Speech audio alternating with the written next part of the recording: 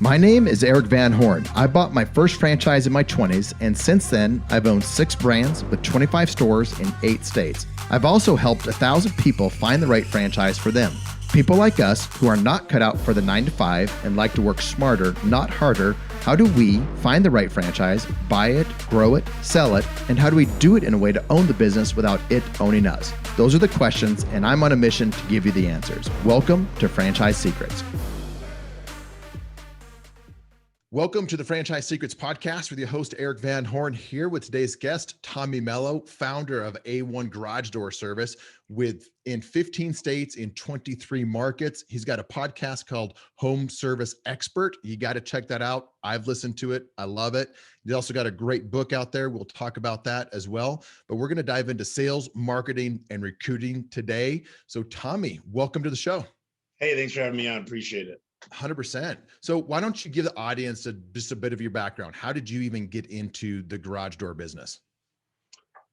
Well, I'm from Michigan, and in Michigan, we shovel snow and mow lawns. That's kind of what you do when you're a kid. So home service was kind of in our DNA. So I started a landscaping company here in Phoenix when I moved out here to get residency for ASU. So I moved when I was 16, and one of my buddies ended up getting a job at a garage door company, and he asked me if I could paint the doors for him. And I didn't know how to paint, but my dad was an entrepreneur in the transmission shop. So I just painted the garage doors. I learned how to paint, and I did 10 a day, was making great money. And I said, man, if I could paint garage doors and make this much money, maybe I could get into them. So I got another roommate, and me and him started a small business. And then in 2010, we went separate ways. So it's funny because I was going golf. I just went golf with him yesterday. We're still best of friends, but yeah, I just randomly ended up. It could have been anything. It could have been roofing. It could have been, you name it. It just happened to be garage doors. So are you a planner? 16 moving from Michigan, was it just to get away from the cold and the snow and the shoveling, or were you like that much of a planner to think about in-state residency? Well, my dad moved out in 96, so I really wanted to be close. My grandpa retired in Lake Havasu in the 70s, so a lot of the family migrated to Phoenix. So, yeah, I wanted to be with him and my sister. So then I got my mom to move out here in 2010 with my stepdad, and then they worked for me for 10 years, believe it or not. It was pretty interesting little dynamic. Well, would you recommend that? Would you recommend family get into business together? It's case by case. My cousin runs the Michigan market. He does amazing. My sister's brother-in-law runs Milwaukee. And I talk about it in the book. It's not. What's that book's name? What's the book's name? And let's get tell the audience how to find it. I wasn't trying. Yeah, it's a Home Service Millionaire, but one of the things I talk about is I've had a lot of family, and half of them have worked out and half of them haven't. So it could, if you could, I would recommend against it. But the one thing I could tell you is you could trust your family, hopefully. So that was the biggest thing for me is I knew they were going to come in. There's not going to be stealing of any sort and thieves. So that was my biggest problem in 2010 is just finding somebody I could trust at the time. And then just to kind of wrap that up, because I think it's important. A lot of people, I know as a business owner, as an entrepreneur, I want to help family out with that. And you're always concerned, if I hire them, if I help them, is it me just helping them, or is it, what's the relationship going to be like? And if you had to kind of sum that up, what would the big questions that you would ask yourself or you would ask them before you guys enter into that relationship, whether it's a partner or employee? It's tough. It's tough. You ruin best friends in business. I've seen father and son never talk to each other again. So I think you got to put it all out there like you do with an employee. You got to write down a plan, put down the expectations, agree on those up front. Because the hard part about a small business is there's things change. And it's a lot of the people that signed up 10 years ago didn't sign up for this company. And so it's hard. And, you want somebody that's competent, that you could trust. And it's difficult because everybody wants more. And it was a fun ride. And I love them, and they've got my back no matter what. So it's been, I was very fortunate, but definitely if you can stay away from it, everybody does it though. I don't know why, but then you just see people just never talk again. And it's just,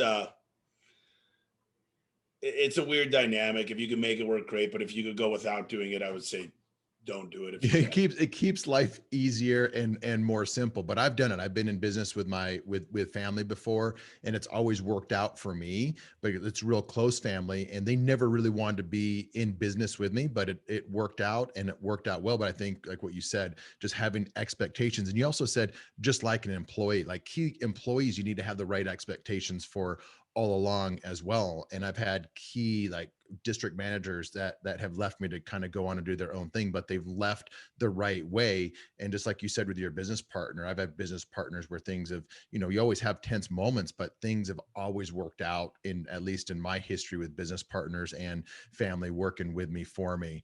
So we didn't even plan to go down that tangent, but as soon as you said that, I know that's a valuable conversation for a lot of people, and it doesn't get talked about a lot.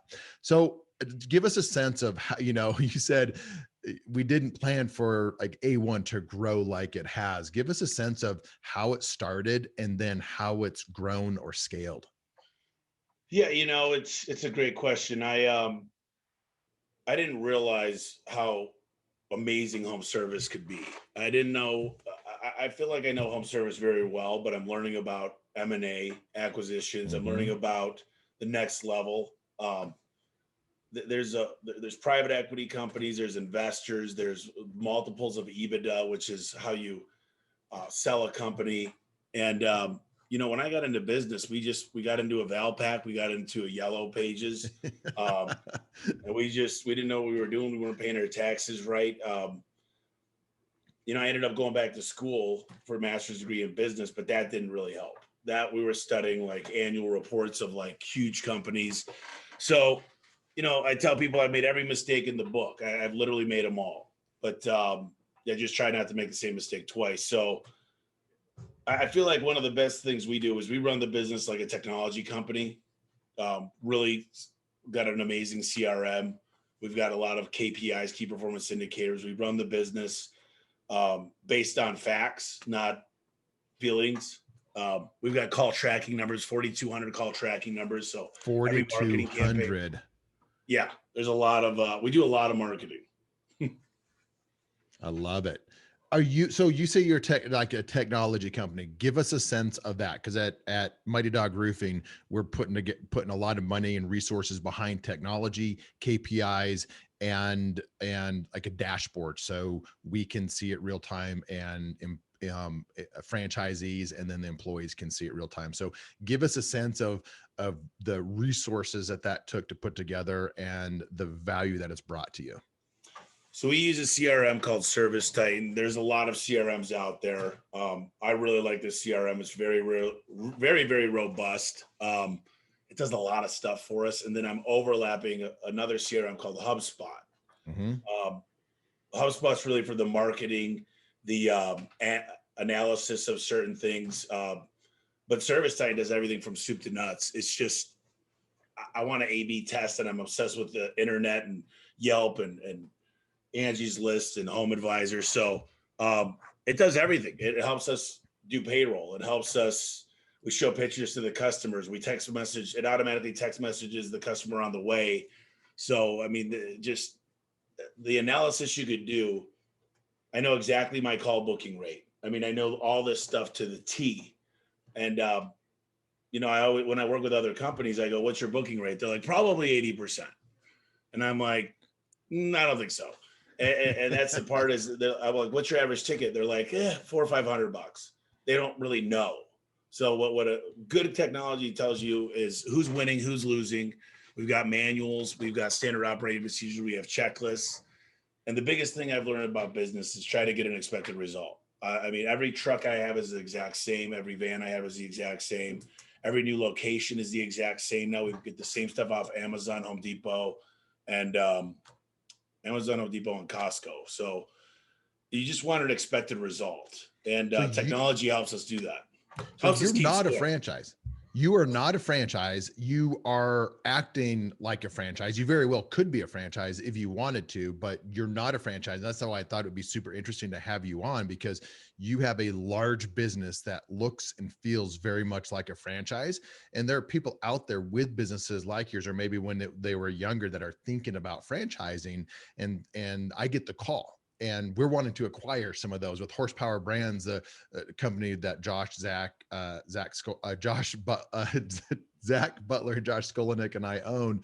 We're acquiring other home service brands that are younger. But the question for them is, do I go franchising or do I go all in myself? And both have advantages and disadvantages.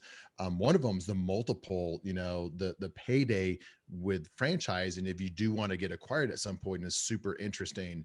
But, so I would love to just dive into that, like how you've built an amazing company. That's a really large company, how you've done that.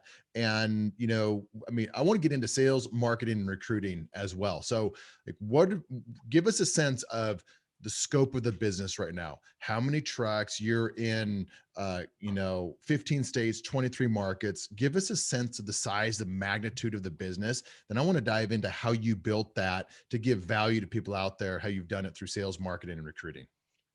Yeah, so we're up to about 315 employees. No 1099s. They're all real W-2s. We've got a recruiting center here. We've got 3 or 4 recruiters. We've got four trainers. So what happens is you start out as an apprentice in your market, you train for 4 weeks, and you come to Phoenix for 4 weeks. We've got an apartment complex. We outfit the trucks. I've got a wrap shop, which hindsight's 2020. I thought I could do all these things. Now I'm dead focused. So I recommend, typically in entrepreneurs, most of us are ADD. So Yep. I got introduced to Gary Keller's book, The One Thing, and then another book called Essentialism. So really narrowed my focus, and it's all systematized now. And what I've learned is, if there's a problem, it's a problem with the system. So we've got manuals now. We've got 32 manuals, I think. We've got, we don't just hire somebody. We give them a checklist of everything they'll be expected of. It's an offer letter. We show them how to play the game, and then we keep score. And we keep score to the T. I know how long these guys are at a job. I know what kind of reviews they're getting. I got a driver score. We rate their driving. It literally lets us know anytime they're touching food or their phone or smoking. So it's just checks and balances. I've always said people do what you inspect, not what you expect. Yep. And I really believe it's the franchise model. It's what the E-Myth talks about. He always talks about Michael Gerber, just how can you set it up like McDonald's? Mm-hmm. And that's what we've really worked hard to do. And it's a lot harder to do in a home service business, because under one roof, you can control a lot more than we're 2,500 miles apart where we're dispatching, and trucks could break down. There's so many different factors when you're a home service company. So, but the crazy thing is I'm just getting started. I mean, literally, like, my COO in the next room, he's having so much fun. I'm having so much fun. The other senior executives here, we're laughing. We're like, oh my gosh, this is so cool.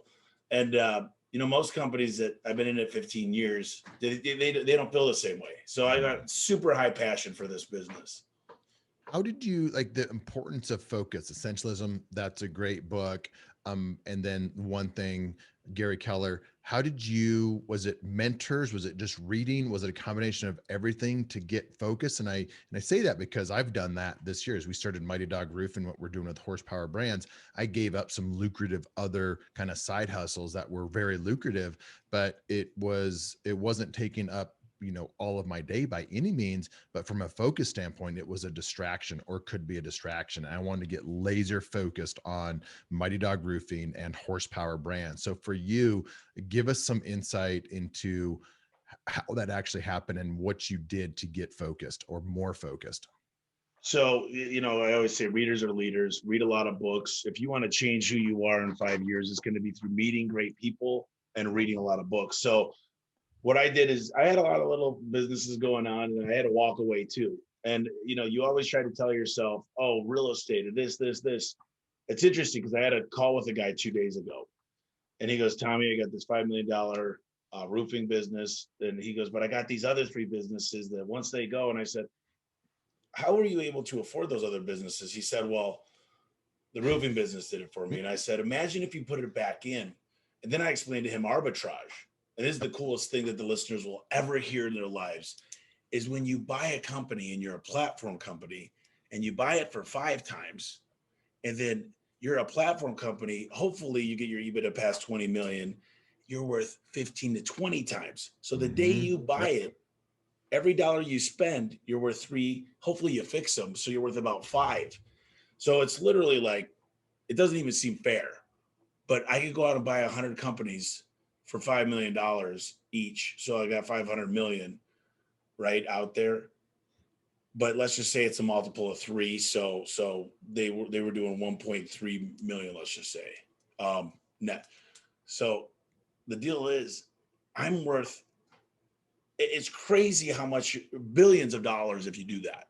And that's what I love is I said, dude, what else can you do where you could take $1 and get 5 back? The home service industry, plus we're essential. You know what I mean? Now we've learned from COVID. So, it's a very interesting talk. And he goes, but I know. And I said, dude, I'm the same guy. And what I learned is I don't say no, I say yes, but not now. Because it's so hard for us to say no, because we know we can do anything we put our minds to. And it's so hard because opportunities come through left, right. And you're just thinking all the time, like, I got this great opportunity.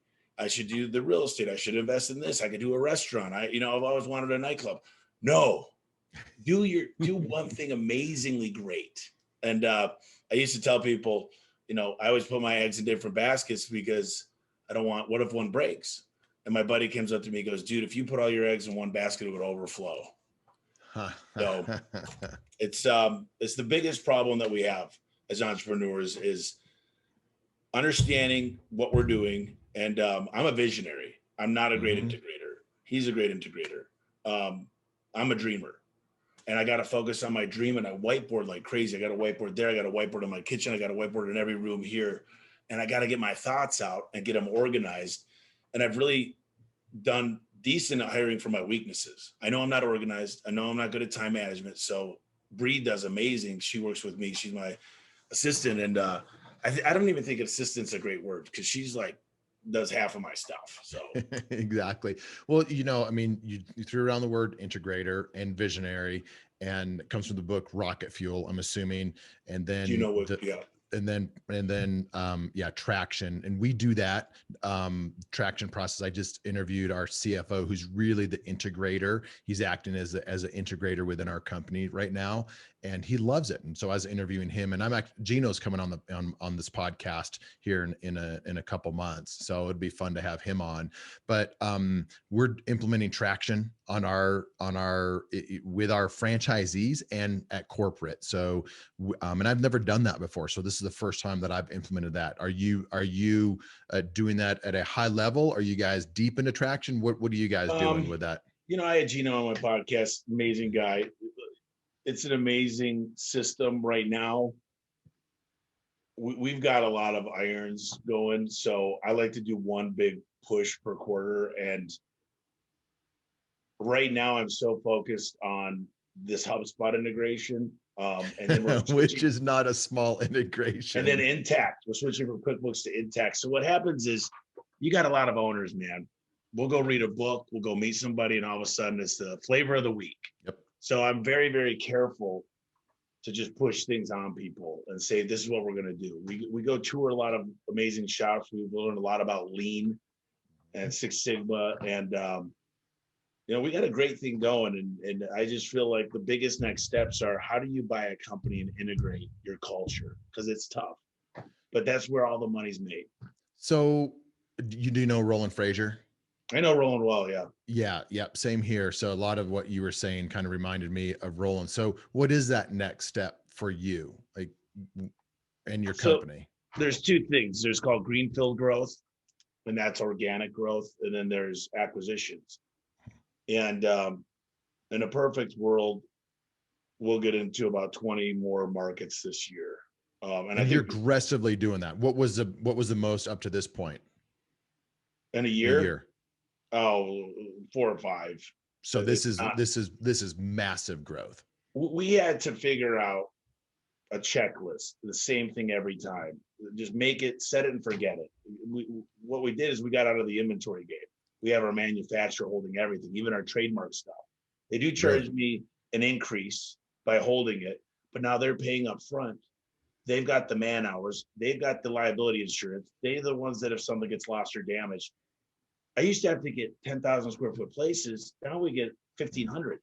And to be out of the inventory game is just, it's a game changer. And I learned this from HVAC shops. So one of the things I'd recommend to anybody listening is go find the biggest and best company in your industry. I don't care what it is.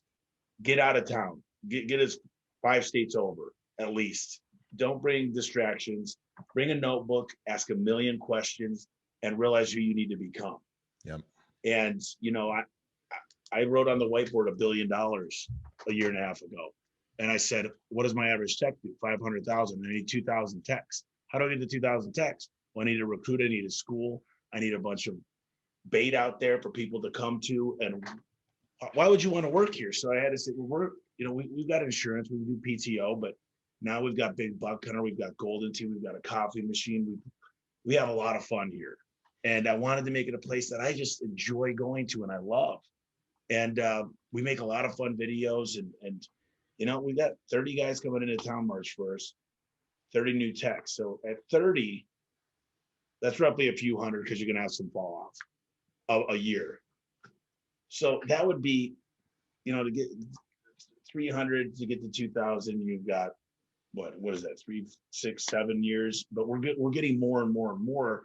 So that's what I recommend is go somewhere, figure it out, and then put your goal down and then reverse engineer it with KPIs.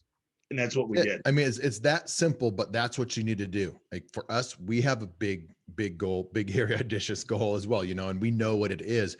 And we are working back to how many franchisees do we need to bring in this quarter?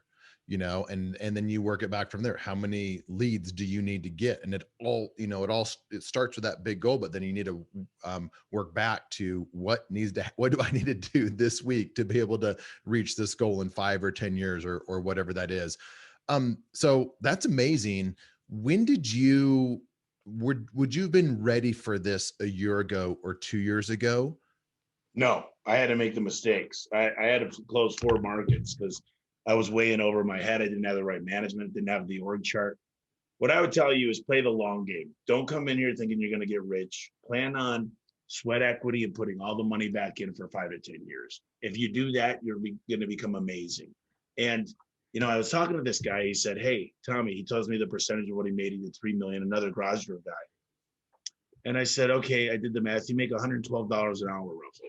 If you, based on a 40-hour work week, we all work more than that. But I said, do you absolutely love mowing your lawn? Or is that something you want to do for your kids to say, Dad doesn't? I said, do you absolutely love cooking your meals? Do you love cleaning your house? There's nothing you should be doing if you could hire for less than $112 unless you absolutely love it. So we were just talking. He goes, "I'm so busy working in the business." And he told me, question I was asked is, "What's your average ticket?" And he said, "It's a few $100." I said, "That sucks, dude. And here's why. Here's why. At $300, if you're aggressive and spend 10% on marketing, you could only afford $30 on an acquisition of a new customer. You can't even get on Google. You can't pay for a lead. You can't get LSA ads. You can't get pay-per-click. You can't do mailers. Like the only thing you can do is like offer or like Groupon or something. I don't even know how you do it." And to sell is not a bad thing. To give options is not a bad thing. So I go through this with hundreds and hundreds of businesses. I say, what do you want to make this year? They say 5 million. And this is simple math. So you write down the 5 million. Then I say, what's your average ticket? And they say 500, whatever. And then I say, what's your conversion rate when you're face to face? Now 60%. Usually it's like 61, 70, 30, whatever it is. And then I say, okay, what is your booking rate, your call booking rate? And they throw out a number. And then, 60% again. And then I say, how much does it cost you to acquire a customer on all your marketing? They might say, $80. And I say, okay, here's what you need to do. For $500 per call, you're going to need 10,000 calls, 10K to get to 5 million. Now you divide that into 60%, times that number by 80. That's how much you got to spend in marketing. So let's figure this out. And I always find holes in a business by this exercise. I'm like, dude, your booking rate, you're not answering the calls. We need a secondary call center. We need to train your CSRs. We need to grade them. All my people are performance pay, every one of them, even my CSRs. And your average ticket conversion rate has to happen first. If you can't convert everything to a sale, then let's fix that first. Let's teach your people how to follow up.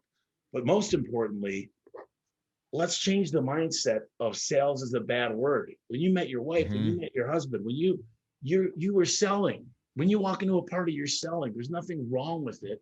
I don't like the word either. Sometimes people say it's a 4-letter word, and I say, no, the problem is you guys are afraid of rejection. You're afraid of no. And there's a great book. It's a very little book. If you're ever just on an airplane, it's called Go for No. And I make all my guys read it. Go for No. And it talks a little bit about sales. And the guy was at a Nordstrom's. He was selling clothes, and this guy bought everything, right? He bought a new shirt, new belt, new jacket, new shoes. And the manager came up afterwards and he said, hey, not bad. You know, the guy spent a couple grand, huh? He goes, yeah, I set a record. I killed it. And he goes, well, when did he say no? And he goes, he didn't say no. He said, yes. What do you mean? I set a record. He said, just because 2,000 was a big number for you, that guy might have spent $25,000, but you stopped asking the customer. And we always decide what's best for our customers instead of asking them. So we have a sales call every single day for 15 minutes. And this morning we had one. Actually, this is why I'm a little tired, because we started at 7, so I got up really early. We were golfing yesterday, but sales is, to not talk about it is, we got to pay our bills, and we need. Don't sell stuff people don't need, but you don't actually know until you ask. Diagnose the person before you diagnose the problem. Are you so selling?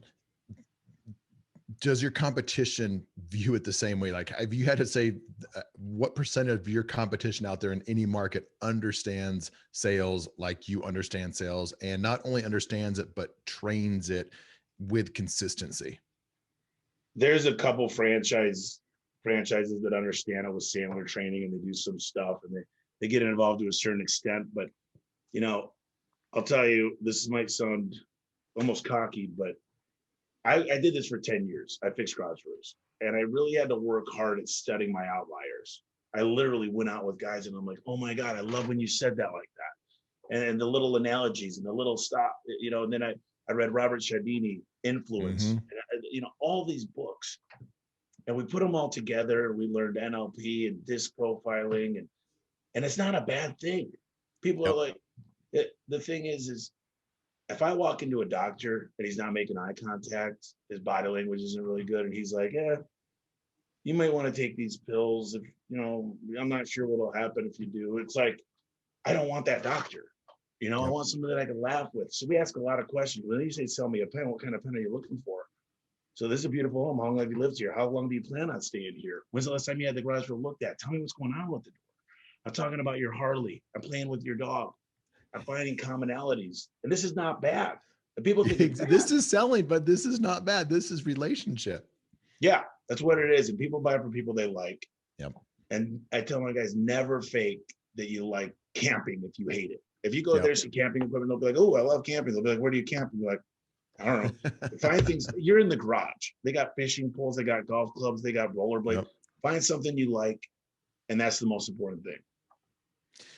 Now, anyone listening, if you didn't recognize some of the things, Cialdini, book Influence, NLP, things like that, Sandler, if you don't know what any of those means, it means you're probably behind on your competition.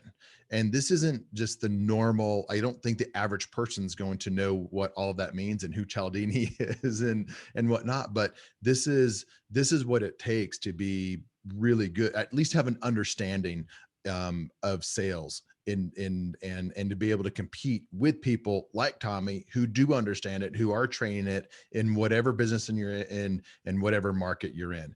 I've seen it with so many different franchises. They don't teach this stuff. A lot of franchises are weak on sales and they're weak on marketing. And so this is a great conversation. So let's go dive into marketing. What's tell me about A1, Tommy Mello, and marketing. So I just want to show you one thing. This is my Audible account.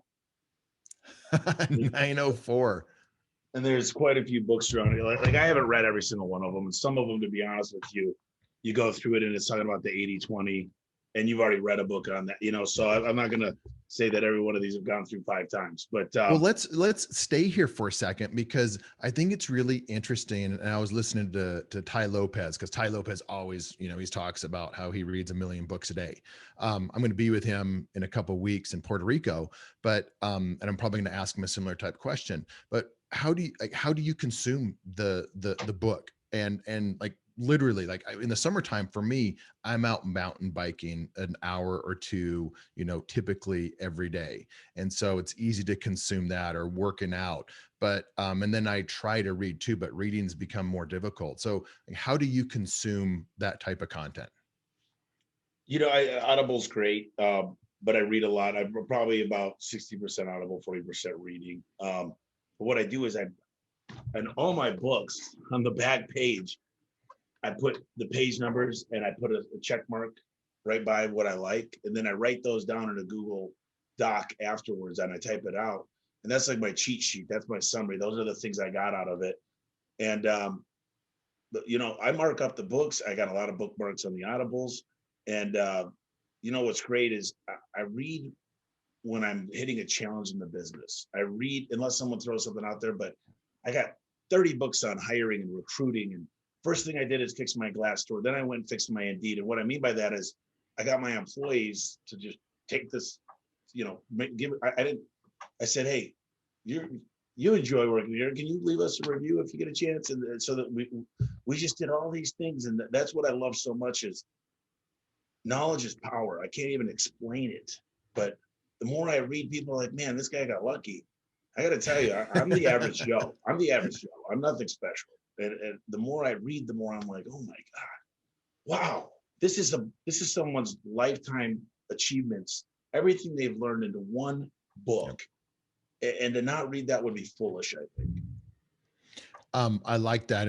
I do what you do with at different parts of the book, either the front or the back, wherever there's the most white space. I put the page number and then the thing that I like about that, or that I want to review at some point. But I haven't gone to the next level and put that in Google Docs. So I really like that. And so you I love what you just said about reading too, and the author and just the why behind that. What are some of the books that you read on hiring? For me, it was Who. Who was a really good book on hiring.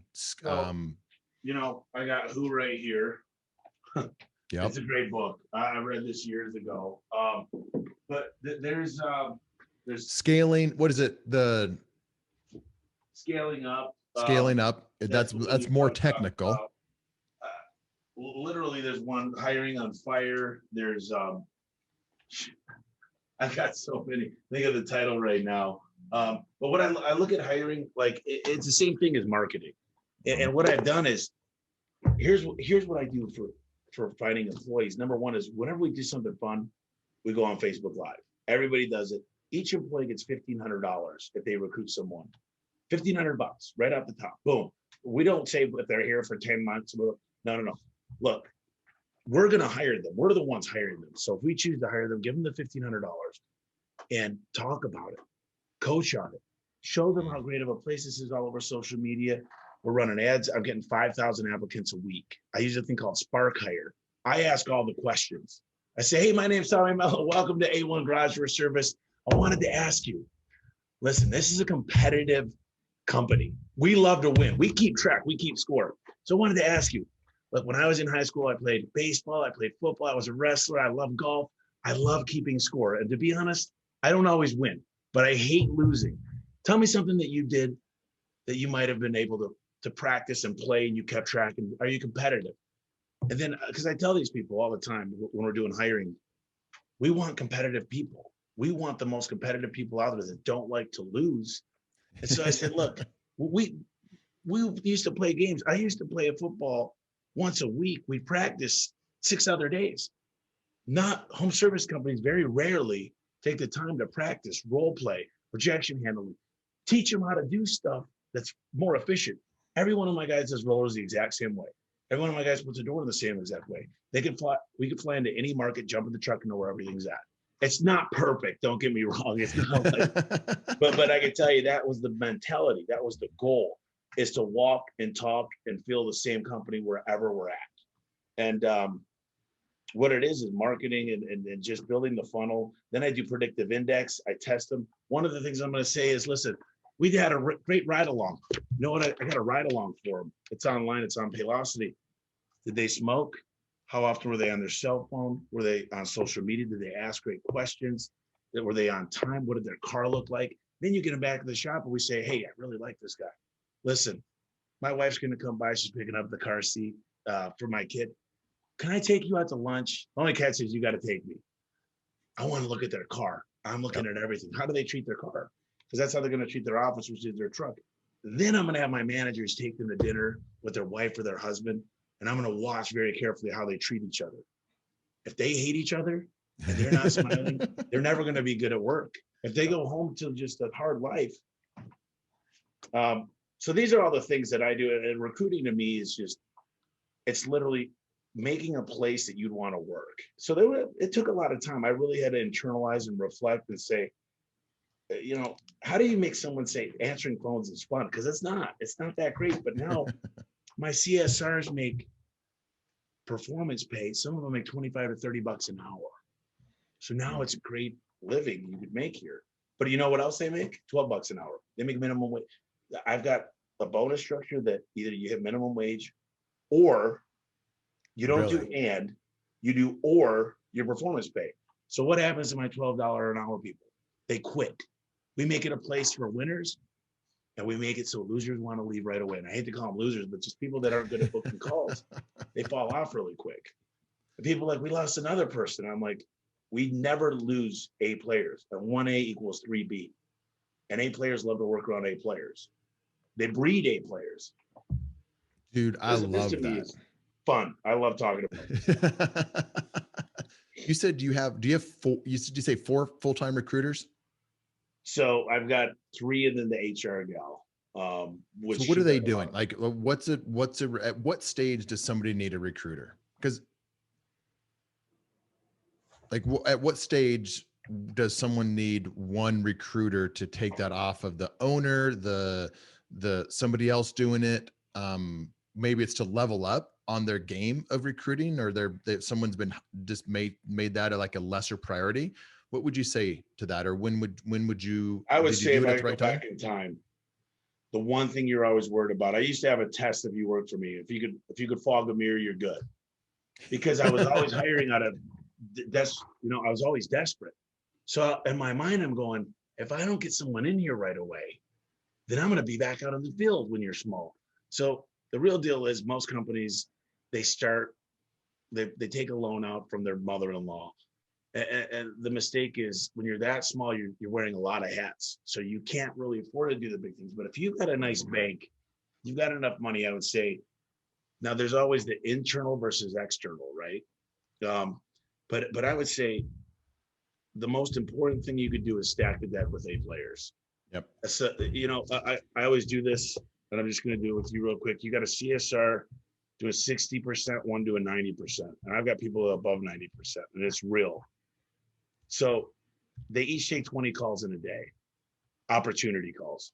The average ticket's $500. They work 300 days in a year, which is a lot, but just for the sake of this, you realize the 90% person made over $1 million. They made $1 million more by one CSR in the office with 2 people answering phones. That one earned $1 million. I think that people focus too much on the text and the people facing, the dispatchers, the CSRs, the trainers. These things matter. Yeah. And nobody really puts enough time. I think the secret sauce that we figured out is recruiting and training. And training is a full-time job and it never goes away. We are training. People go, Tommy, you always say the same stuff, just differently. I go, no, I know. And all I needed to do is get into one head. We need to explain to them one person needs to suck it in, because really there's not much to this. I mean, there really isn't. The customer's got to like us. We make the phone ring off the hook. And the reason we can do that is because we got good conversion rate. We differentiate ourselves. We're not a commodity. We're way different than most companies. We have higher cycle life. We got trademarked items. We got huge wrap bands. We do drug tests, background. And the deal is, a lot of people say, what makes you special? Well, we work nights and weekends. So does your competitor. Well, the problem is, I can tell you the facts that out of the last 472 installs, 470 started on time, and the other two were rectified. If you get a chance, there's another book called The Competitive Advantage, Creating Competitive Advantage. And this is what people need to understand is nights and weekends, drug tests, background checks, none of that stuff is differentiating you from your competitors. You carry better parts, you have better training. My people go through 2 months before they're allowed to drive a van. And 2 months doesn't sound like a lot compared to electricians and stuff, but in this industry, you don't hear about it. Well, you've increased my bookshelf, which is awesome. What It's so clear the difference between, A players and B players and C players or owners. And if anyone's listening, you can clearly see the difference between an A player owner and a B and C player owner. And so just compare yourself to what you're listening to and how you think, and even the repetition of the training. So let me talk about that just a little bit, I want you to talk about that. It's probably boring stuff that you're doing over and over and over, so it becomes second nature to them and they're not having to think about it. Would that be fair, or can you give us some insight into how you view training? Yeah, so there's three things you're focused on in training for any company: operational, technical, and sales. Um, Technical is you're going over how do you do the mechanics of it. Operational is you're learning where to stand when you walk up. You're learning things like how to use ServiceTitan or CRM. There's a certain order of operations that kind of goes into sales, but the everlasting one is the sales side of things. It's the follow up. It's what did you say? Did you have the right thing? So my goal is to spend a whole month on sales and just want the beginning month on operational and technical. And it's something that you'll never get done with. I mean, I don't care who you are, the best salesmen in the world need to brush up and try new things. So, it's kind of interesting because I want to take the minimum viable product. I don't want to say I have to hire sales pros that have been doing this 40 years. I say, look, I want to take a kid that's 22, he's a millennial. Yep. And this dude, he smiles. He's very good. He looks me in the eye and smiles. I'm going to teach him not to sell. I'm going to teach him to say certain phrases, do certain things. Because if you could do that, instead of looking for this shiny person out there, no, your business will never run efficiently if you're waiting for that perfect controller to come on. If you're waiting for that perfect sales coach, it's not going to be like that. So you need to build systems. People say, wow, you get really lucky with your hiring. We'll go through 5,000 people a week. It's the process that kicks out the people. People say, what do you think the most important thing is? It the people, the process, the product? I go, it's the process, because the process dictates the people. Weeds out the people. The people are so important, but the process fixes the people. Yep. So, these people go, yeah, well, I don't understand, Tommy. I put an ad on Craigslist every week. And I'm like, so wait a minute, you spend $35 a week, so you spend $140 a month to try to recruit people. But you spend $25,000 to get customers. Do you see a little misbalance there? So spend way more money getting the right people, putting the right atmosphere out there. Because one A player, start stacking the deck with A players, guess what happens? You're going to make a lot of money. And people go, I'm working too hard in the business all the time. And I go, I understand that you're doing sweat equity because you didn't start with enough money. You can't hire the right people around you. So we need to start out with the org chart. You need to give yourself a job role for each of those things to find out which one you suck at the most and that you hate. And that should be your first hire. That's the truth. And and especially in franchising, people get in and they get a franchise that is, they can barely qualify for, and then they're undercapitalized as they get into it. They open up, make some bad decisions, because most people make some bad decisions along the way. And now they go from undercapitalized to even worse. And then they just start making bad decision after bad decision. And the thing that they're doing is they're not hiring A players, because typically A players cost a little bit more. Not always, but if you don't even have a process to find them or to weed out the bad ones, you're gonna make the wrong hires. And especially if people have never hired before and you don't have a process for it, you end up making a bunch of bad hires, which is pretty typical. So which just leads to more bad decisions, which more leads to problems. And then it's exactly. compounding. And that's the problem is there's a time where if you can't walk into your work on a Monday in the morning and smile and say, man, I love this place. If you're walking in there going, man, what kind of fires? I've learned from going from a firefighter to a fire preventer. The processes stop fires from happening. But when you're small, you've got a lot of firefighters. And those firefighters are really, they love the fires. They love that instant gratification. Yep. And it gets boring. Sometimes it gets super mundane and it's like, everything's running so good. So that's when I'm like, it's time to grow. It's time to grow aggressively. It's time to, and people are saying, are you sure? Because we're not perfect. And I go, look, there's never a good time. There's never a good. I got my foot on the gas. A lot of people slow me down a little bit, but I'm like, look, we're doing this. And it's the ability to take calculated risks that make really, really amazing entrepreneurs. What are some of the biggest head scratchers that you see out there with competition? You're like, they could just be doing these things and be doing so much better. You just look at them as business owners and you just scratch your head. You're like, what are they thinking? Well, first of all, hourly pay.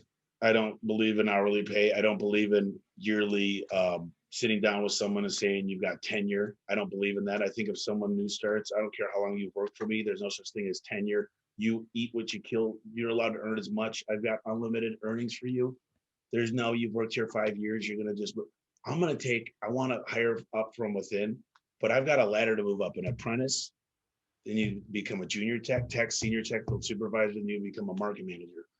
And I want people to do that. But some of the times I just feel like these people don't ever spend enough time learning marketing. There's two things an owner has to do. They need to be experts on their financials and KPIs, and they need to know marketing. Those are the two things every owner needs. And I know one of my mentors and a good friend of mine, Al Levy, he wrote the 7-Power Contract, who really came in and taught me a lot of stuff. I was 18 million when I met him. This year, previously we did almost 50, and this year we're on pace to do over 100. And I couldn't do it. I couldn't do it without manuals. I couldn't do it without standard operating procedures, learning how to delegate properly, learning how to do emails in a certain way that it doesn't get scrambled in a chain a million long. It's just smarter, not harder. And I'm not a God-minute manager anymore. People steal your day if you are. I've got office hours and things like that. So, I think a lot of the companies that I go against, they all complain about me. They are like, that guy, he spends a fortune. He pays his guys all this money. And I'm like, the one thing is, I want to have cold air conditioning going in Arizona in the summer. I want new trucks. I want the newest computer systems with the best. A lot of guys go, man, the service time is so super expensive. I go, it's less than 0.5% of my revenue, and it runs the company. And these are I hate to say small minds, but they just don't get it. It's like, if you're able to increase your booking rate by 3%, it pays for itself. But you could increase that by 10, increase your marketing, because now I'm able to measure everything. I call it PFP, performance. So pay for performance. So I've got all these companies, the newspapers that put my ads out for free, and I pay them every one that we fulfill. So I pay them a percentage on every job, because I could do that because I have the technology. Everybody that pulls a permit, I get that data. I send them a handwritten letter, a voicemail, a text message. This is crazy, the stuff I'm doing. Literally, we got this thing called regression testing. So I can test all of my best customers, find out, is it male, female, what's the average income, what's their credit score, how much do they have paid off on their house. And I could build an avatar instead of a jack of all trades, market to the people that make you the most money. And it might not be the very, very wealthy. It might be the dual income, $110,000. They want to get their HVAC fixed, 15 grand, boom, just do it. Not the dual motor, 20,000 square feet. So this is the stuff that I'm just obsessed with. And I have so much fun. So I think I know the answer to this question. How do you view competition, or specifically your competition? I'd say BYB, better your best. I don't have competition. I don't really watch the competition because, quite honestly, the thing that I do watch is the best industry in home service, and that's HVAC. And I learn from them. I don't consider myself even a garage door guy. We're a technology company, and I go watch the companies that are selling for 200, 300, 400 million. Those are the garage door companies I go to are like, They're like, well, we charge $200 for springs. And I'm like, well, that's what we were charging in 1992. Like here's the thing, add up all your costs and then build a 10, 15, 20%. And that's how you should get your pricing. So many people go, well, you got to do what the industry does. No, you need to differentiate yourself. You need to sell a good product that you can stand behind. There's vacuum cleaners that cost $3,000. There's vacuum cleaners that cost $100. You know, the reason I go to I go to some really nice places here, like State 44. And you need to make a reservation to go spend $300 on a date. Okay. They're booked solid. Now, do you see people going, $300? I could go to McDonald's. No, it's the experience. It's you're going to somewhere to have the experience and just have it out of your hair. Make sure it gets done right. And you know, people complain about pricing and they say I can find it on Amazon. I go to the grocery store and I could pay for cheese, pepperoni, and some flour, 40 cents to a bit of pizza, but people pay $20 for pizza. So they complain about certain things, but not about others. And I'm like, you guys, you just spent $50,000 on a truck. Like you're worried about $500 for this. So it's just interesting. I think it's mindset, really. I think it's that they don't understand that they're not supposed to be the technician. Most people, they're always going to be the worker. They think that a business, I'm working in it. I'm the hardest worker here. Everybody follow me and do what I do. They don't have training. They say, I'm going to do a ride along with you. Watch me. And that's my training. Switching gears a little bit, and we're going to be winding things up. Lead sources, like the paid lead sources out there, the big ones like Home Advisor, Angie List, and things like that. Do you get leads from them? Yeah, you know, I'm not super aggressive on those except for a new market, but they work. You just got to have, one of the pieces of advice I'd give is have a dedicated person to those leads to make sure they're very, very fast, because it goes out to 5 people. Usually the quickest one to get back is the one that gets the business. So that's what I would tell you. I would tell you Google is God. Google is God. They've got 4 algorithms: pay-per-click, organic, LSA, which is your Google guarantee, and then the Google My Business.